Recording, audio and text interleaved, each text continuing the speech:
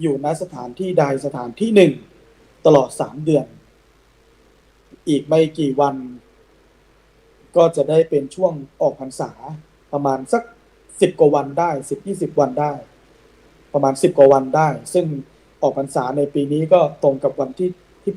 8 ตุลาคมถ้าจะไม่ผิดนะ8 ตุลาซึ่งถือได้ว่าเราก็เดินทางในห่วงของการกิจกรรมเข้าพรรษามาโดยตลอดในแต่ละวัดก็มีการจัดกิจกรรมทำบุญตักบาตรในทุกวันพระมีการแสดงธรรมมีการบวชเนกขมะบารมีบวชชีพราหมณ์ช่วงวันพระในวันสำคัญอย่างนี้เป็นต้นซึ่งเราก็ได้ใช้โอกาสช่วงเข้าพรรษาเป็นการเข้าพรรษาใจเราด้วยนะบางคนเนี่ยช่วงเข้าพรรษานี้ก็อธิษฐานนะอธิษฐานในการที่จะตั้งใจทำสิ่งใดสิ่งหนึ่งเช่นบางคนตั้งใจว่าจะงดเหล้าเข้าพรรษาบางคนตั้งใจว่าจะทำสิ่งนั้นสิ่งนี้ตลอดฤดูกาลเข้าพรรษาอย่างน้อยก็ใช้อาศัยช่วงเวลา3 เดือนเนี่ยได้ฝึกหัดขัดเกลาตนเองนะพระสงฆ์สามเณรท่านก็ได้อาศัยช่วงเวลาเนี้ยในการศึกษาหาความรู้ในการอบรมธรรมในการเรียนรู้ธรรมต่างๆนะช่วงนี้บางที่ก็มีการจัดอบรมพระนวกะพระนวกะก็คือพระผู้บวชใหม่บวชเข้ามาแล้วในช่วงเข้าพรรษาได้ศึกษาธรรมของครูบาอาจารย์ในแต่ละสำนักพอจะออกพรรษาจะมีการสอบวัดความรู้นักธรรมเขาเรียกว่าสอบธรรมสนามหลวงประจำปีนะดังนั้นเนี่ยแต่ละพื้นที่แต่ละวัดแต่ละจังหวัดแต่ละอำเภอแต่ละตำบลก็อาศัยช่วงเวลานี้ก่อนที่จะสอบเนี่ยเป็นการติวกันก่อนติวเตอร์กันก่อนนะขนาดนักเรียนข้างนอกก่อนจะสอบก็ยังมีไปติวนะพระเราเนรเรานี่ก็มีการอบรมพระนวกะเป็นการติวก่อนสอบทำสนามหลวงโดยเป็นการขมวดปัญหาขมวดความรู้ของครูบาอาจารย์ต่างๆมาฝึกหัดเขียนกระทู้ธรรมมาฝึกหัดในการเรียงร้อยถ้อยความกระทู้ธรรมหรือแม้กระทั่งเป็นการตอบปัญหาโดยการเอาคำถามในแต่ละปีมาให้ฝึกหัดมาทำกันอย่างนี้เป็นต้นนะอันนี้เราก็แล้วเขาเรียกว่าเป็นการทบทวนความรู้ที่ครูบาอาจารย์ท่านได้สอนมาตลอดหลายเดือนที่ผ่านมาดังนั้นกันนี้ก็ถือที่ว่าเป็นช่วงเวลาของกิจกรรมสำคัญซึ่งกิจกรรมในทางพระพุทธศาสนานั่นก็คือวันออกพรรษาที่จะถึงนี้บางที่ก็มีการจัดกิจกรรมเทศมหาชาติเวสสันดรชาดก13 กัน 1,000 พระคาถาอย่างนี้เป็นต้นบางที่ก็ตระเตรียมงานเจ้าภาพกระทงกฐินต่างๆก็ตระเตรียมความพร้อมที่จะเป็นเจ้าภาพบุญกฐินบุญใหญ่บุญสามัคคีอย่างนี้เป็นต้นอันนี้ก็แต่ละวัดก็กำลังทำกันตระเตรียมงานกันเพราะว่าเป็นงานประจำปีที่ว่า1 ปีนี่ทำได้เพียงแค่1 ครั้งเท่านั้นนะบุญกฐินสามัคคีนี่เป็นบุญมหัศจรรย์1 ปีทำได้เพียงแค่1 ครั้งเท่านั้นเองดังนั้นเนี่ยก็บอกข่าวเล่าข่าวเพื่อประชาสัมพันธ์ให้ท่านทั้งหลายได้ทราบถึงกิจกรรมที่กำลังจะเกิดขึ้นหรือว่าที่เกิดขึ้นอยู่ในขณะนี้เป็นต้นนั่นเองซึ่งถือได้ว่าการดำเนินกิจกรรมในห่วงตลอดระยะเวลาที่ผ่านมาเนี่ยในช่วงเข้าพรรษาเราก็มีการจัดกิจกรรมต่างๆเกิดขึ้นในวัดต่างๆมากมายเหมือนกับที่ผ่านมาก็มี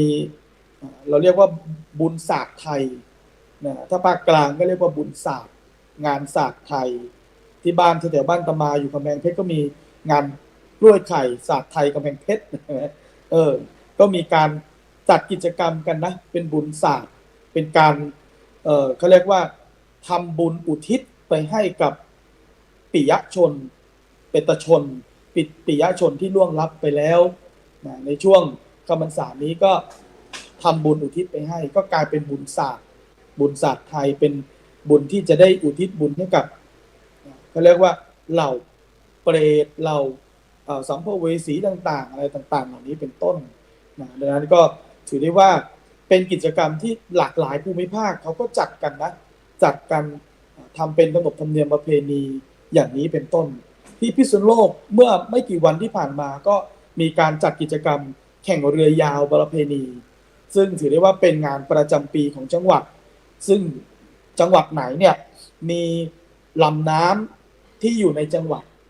ก็จะมีการจัดกิจกรรมแข่งเรือซึ่งถือได้ว่าเป็นประเพณีดั้งเดิมเพราะคนสมัยก่อนมีวิถีชีวิตนะในการที่จะสัญจรทางเรือสัญจรทางเรือนำเรือเนี่ยมาใช้ในการสัญจรไปมาดังนั้นในสังเกตเลยว่าหลวงพ่อพุทธชินราชจึงสร้างวิหารหรือว่าหันองค์หลวงพ่อเนี่ยมาทางทิศตะวันตกก็คือทางถามว่ามาทางแม่น้ำเอาง่ายๆนะหันหน้ามาทางแม่น้ำน่านเพราะอะไรเพราะสมัยก่อนคนสัญจรทางเรือไม่ได้มีรถราสะดวกสบายอย่างยุคสมัยนี้ก็ใช้อาศัยก็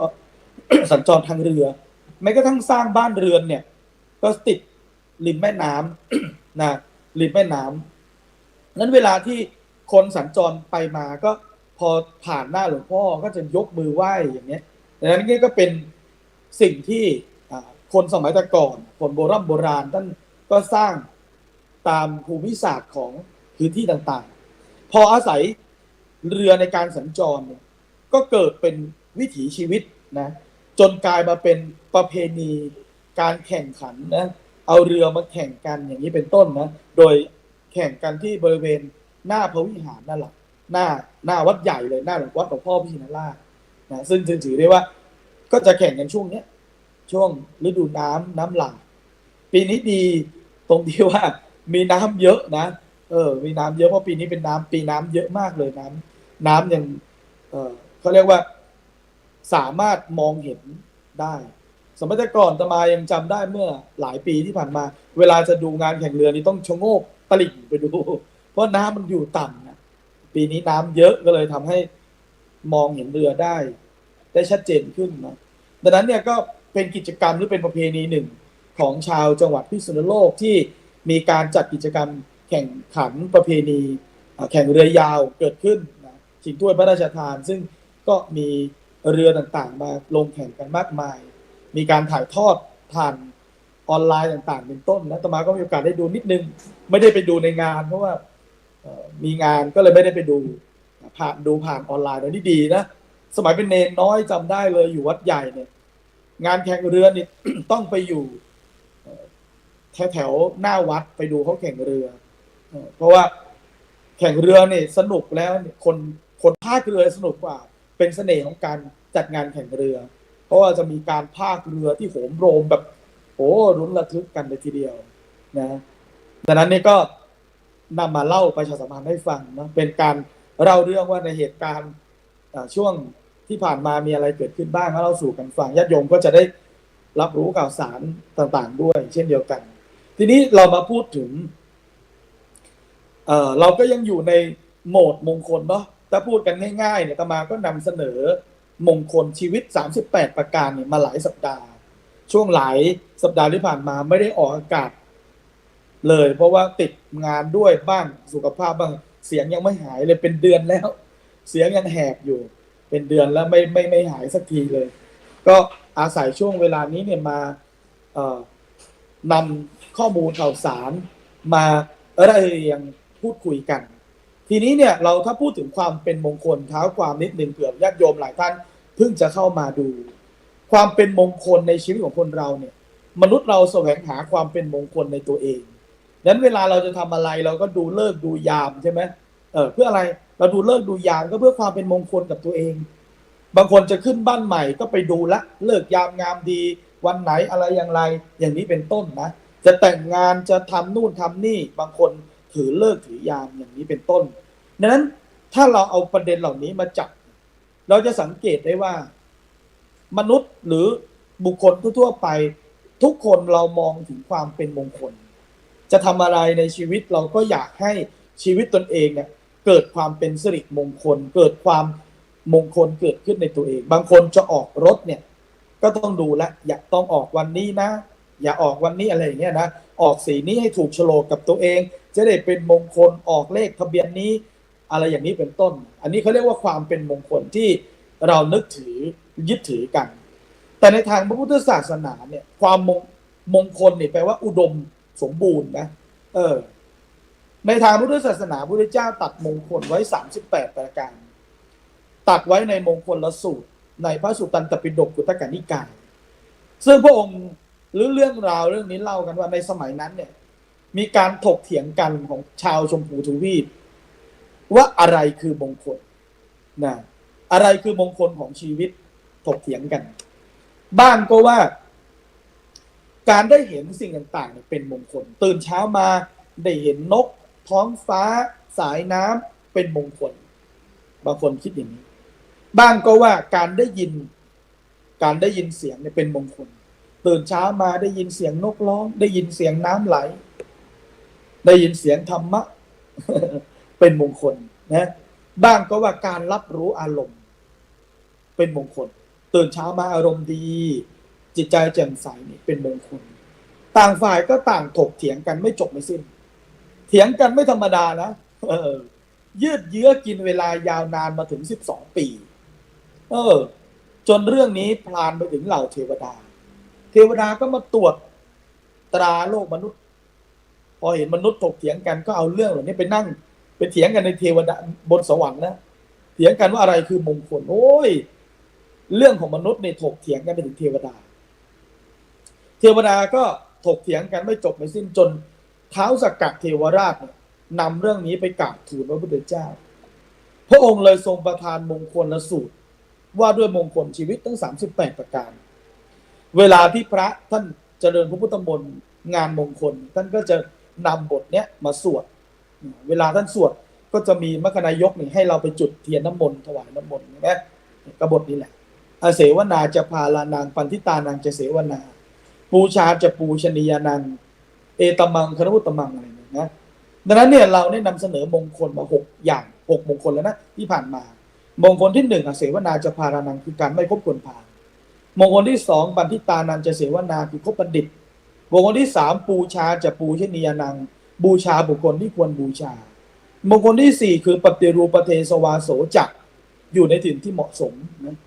มงคลที่5ปุเพกตปุญญาธามีบุญวาสนามาก่อน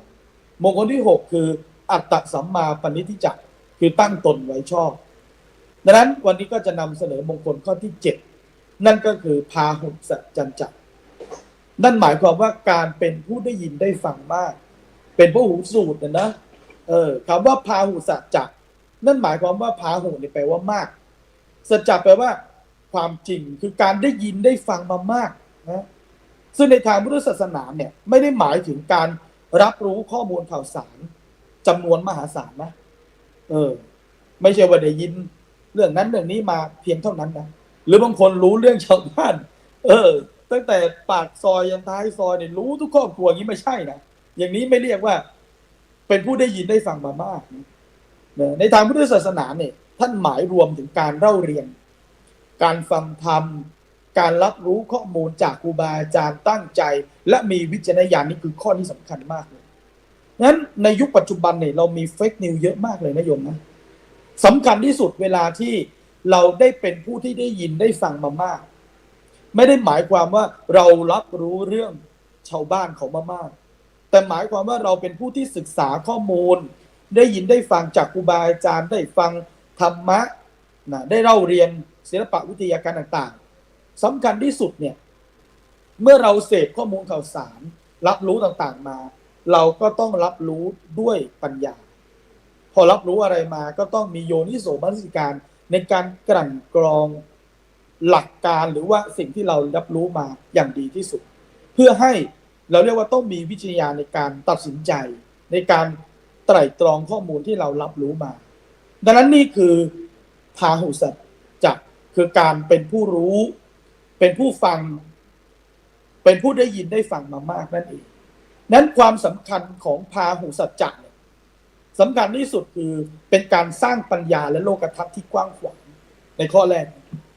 เพื่ออะไรเป็นการเปิดความรับรู้จากแหล่งต่างๆจากตำราต่างๆจากการฟังจากประสบการณ์ต่างๆจะช่วยทำให้เราเนี่ยเข้าใจโลก และเข้าใจความเป็นจริงของสรรพสิ่งได้อย่างลึกซึ้งมากขึ้นไม่ได้มองโลกในมุมแคบๆของตัวเองเดียวแต่เป็นการเปิดโลกทัศน์เหมือนเวลาที่เราเดินทางใช่ไหมถ้าเราอยู่บ้านเราก็ได้เห็นบ้านเราแคบๆเห็นวิถีชีวิตแคบๆถามว่าทำไมหน่วยงานหลายๆหน่วยงานจึงมีโครงการทัศนศึกษาทำไมนักเรียนจึงมีทัศนศึกษาเพราะอะไรเพราะบางทีเราเรียนแต่ในตำราเปิดตำราเล่าเรียนใช่ไหมบางทีดูในทีวีไม่เห็นของจริงเลยบางคนก็ต้องเดินทางไปที่ต่างๆเพื่ออะไรเป็นการเปิดโลกทัศน์ให้เรารับรู้ข้อมูลความเป็นจริงนะว่าของจริงมันเป็นยังไงบ้านเมืองเขาเจริญก้าวหน้าไปขนาดไหนจนเราต้องเอาวิวัฒนาการหรือเอาแนวคิดของคนอื่นมาพัฒนาปรับปรุงให้งานหรือว่าสิ่งที่เราทำอยู่มันดีขึ้นนี่คือการเขาเรียกว่าเปลี่ยนมุมมองเปลี่ยนทัศนคติหรือการสร้างโลกทัศน์ที่กว้างมากขึ้นดังนั้นนี่คือประโยชน์หรือว่าความสำคัญของพาหุการเป็นผู้รู้หรือผู้ฟังมามากคือพาหุสัจจัญจะดังนั้นเนี่ยอย่างแรกคือการสร้างปัญญาและโลกทัศน์ให้กว้างขวางขึ้นนะประการที่สองเป็นพื้นฐานของความเจริญก้าวหน้านั้นเมื่อเรามีเป็นเมื่อเราเป็นผู้ที่ได้ยินได้ฟังมามากนี่ไม่ว่าจะเป็นการศึกษาการทำงานหรือการใช้ชีวิตการมีความรู้รอบด้านจะช่วยให้เราสามารถคิดวิเคราะห์แก้ปัญหาและตัดสินใจได้อย่างมีประสิทธิภาพมากขึ้นดังนั้นข้อนี้เนี่ยจึงเป็นเครื่องการันตีได้ว่าการที่เราเป็นผู้ได้ยินได้ฟังมามากหรือเป็นผู้มีความรู้เป็นความรอบรู้เราก็จะสามารถเติบโตหรือสามารถพัฒนางานของเราให้ดียิ่งขึ้นสามารถตัดสินใจได้อย่างมีประสิทธิภาพมากขึ้นเพราะอะไรเพราะเราจะไม่สามารถเป็นผู้ที่ถูกล่อลวงจากคนอื่นได้ง่ายใช่ไหมดังนั้นหมายความว่าเมื่อเราเป็นผู้รอบรู้แล้วเขาถึงบอกว่าในยุคปัจจุบันเนี่ยเราไม่สามารถมีความรู้ได้เพียงแค่อย่างเดียวนะไม่สามารถมีความสามารถได้เพียงแค่อย่างเดียวเพราะอะไรเพราะโลกมันกว้างขึ้นโลกมันกว้างขึ้นในที่นี้คือองค์ความรู้มันกว้างขวางขึ้นวิวัฒนาการของโลกความเจริญของโลกมันมากขึ้นผู้คนเรามีสติปัญญามากขึ้นมีพัฒนาการมากขึ้นในด้านเทคโนโลยีในด้านนวัตกรรมต่างๆเรามากขึ้นดังนั้นสิ่งสำคัญที่สุดเราต้องสามารถเปิดใจพร้อมที่จะเรียนรู้สิ่งใหม่ๆเทคโนโลยีต่างๆบางคนเนี่ยอายุมากอาตมาเคยเจอผู้สูงอายุท่านหนึ่งนะเขาเป็นผู้สูงอายุนะสูงวัยแต่ไม่หลงยุคสูงวัยแต่ไม่หลงยุคคืออะไรเขาเรียนรู้เทคโนโลยีต่างๆนะแคนวาที่เป็นโปรแกรมทุกวันนี้ AI ChatGPT Gemini นี่เขาทำเป็นหมดเลยนะใช้เป็นโอ้โหแบบเก่งเทคโนโลยีอ่ะนี่แหละเขาเรียกว่าสูงวัยแต่ไม่หลงยุคคือพร้อมที่จะก้าวทันโลกเสมอดังนั้นนี่คือพื้นฐานสำคัญของคนที่เขาเรียกว่าเป็นผู้ที่รอบรู้นะประการต่อมาคือเป็นเกราะป้องกันความหลงผิดเมื่อเราเป็นผู้มีความรู้มากย่อมทันเล่ห์เหลี่ยมมิจฉาทิฏฐิหรือพวกมิจฉาชีพต่างๆที่จะชักจูงเราไปในทางที่ไม่ชอบทำให้เราไม่ตกเป็นเหยื่อเพราะอะไรเพราะเราเป็นผู้ที่ได้ยินได้ฟังมามากเปิดทีวีดูทุกวันใช่ไหมข่าวนั้นเขาเล่าอย่างนี้หรือข่าวเขาพูดอย่างนี้หรือว่าเราแสวงหาความรู้จากอินเทอร์เน็ตเขาว่ามีอย่างนั้นอย่างนี้เราเรียนรู้ตลอดเวลาเราจึงจะกลายเป็นคนที่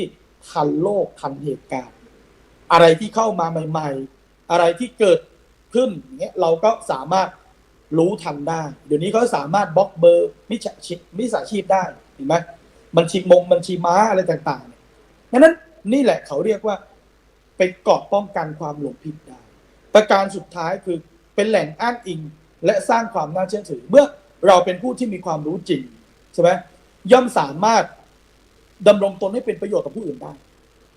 เมื่อเรารู้จริงสามารถพูดสามารถอ้างอิงจากแหล่งข้อมูลได้เราก็จะ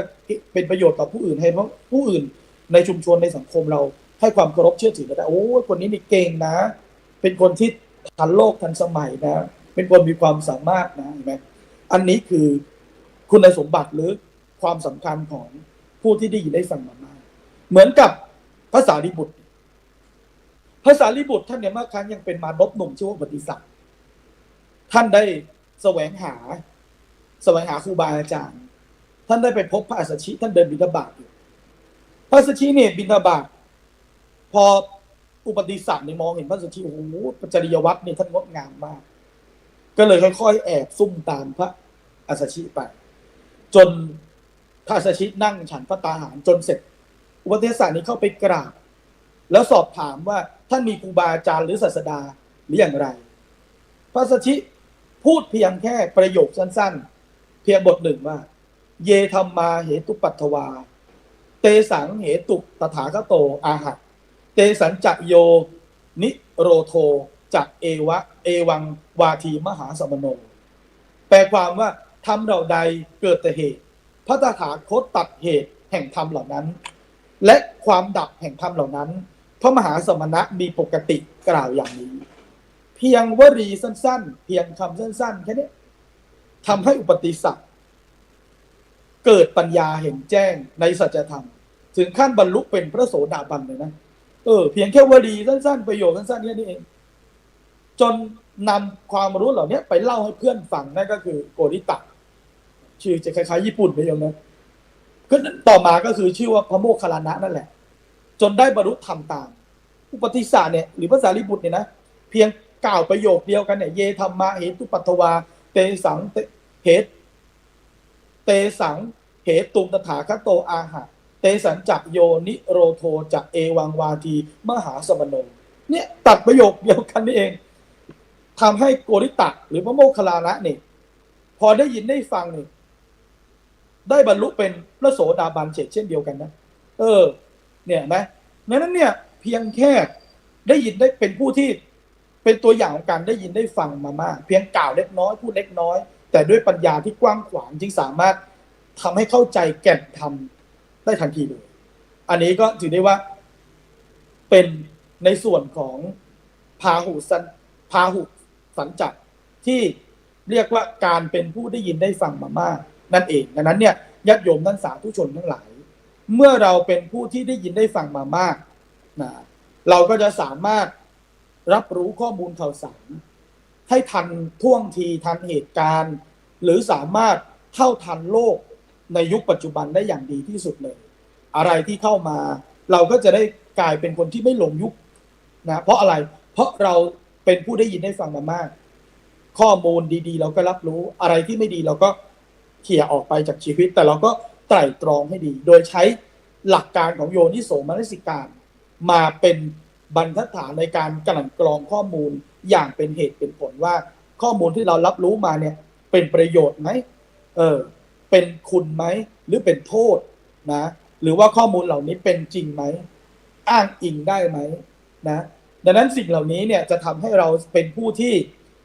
เป็นผู้มีปัญญาเป็นผู้ที่สามารถรอบรู้ในทุกแขนงในศาสตร์ทุกแขนงอะไรที่เกิดขึ้นในยุคปัจจุบันบางครั้งนี่คนเก่งสำคัญที่สุดคือจำเป็นต้องมีประสบการณ์ที่ดีนะคนเก่งมากแต่ถ้าหากขาดประสบการณ์บางครั้งก็อยู่ในโลกปัจจุบันได้ลำบากเพราะอะไรเพราะขาดประสบการณ์ที่จะเรียนรู้ขาดประสบการณ์ที่จะสามารถไตร่ตรองให้ดีที่สุดได้ดังนั้นสำคัญที่สุดเนี่ยประสบการณ์ชีวิตคือการได้ยินได้ฟังรับรู้มาอะไรต่างๆมาสิ่งเหล่านี้ก็จะกลายเป็นเกราะแก้วคุ้มครองเราทำให้เราเพิ่มพูนสติปัญญาของตัวเองเปิดโลกทัศน์ให้กว้างไกลขึ้นพอรับรู้อะไรมาเรียนรู้อะไรใหม่ๆเกิดขึ้นในชีวิตสิ่งเหล่านี้ก็จะทำให้เราเข้าใจโลกมากยิ่งขึ้นได้เหมือนกับพระสารีบุตรเหมือนเมื่อสักครู่นี้ใช่ไหมเพราะเพียงแค่พระสารีบุตรนี่เห็นจริยวัตรของพระอัสสชิเดินบิณฑบาตด้วยจริยวัตรที่งดงามของพระอัสสชินี่พระสารีบุตรหรืออุปติสสะเนี่ยนะพอเห็นอย่างนั้นปั๊บเนี่ยสามารถล่วงรู้ได้ทันทีว่าบุคคลผู้นี้ต้องไม่ธรรมดาแน่ๆเลยใช่ไหมเราต้องไปถามเห็นไหมนี่แปลว่าเขาเป็นพหูสูตรคือเป็นผู้ที่พร้อมจะเรียนรู้เสมอเห็นผู้รู้ เห็นผู้มีจริยวัตรที่งดงามก็อยากจะไปรู้แล้วว่าสำนักของเขาคือใครศาสดาของเขาคือใครใช่ไหมเรียนรู้ทำอะไรมาก็เข้า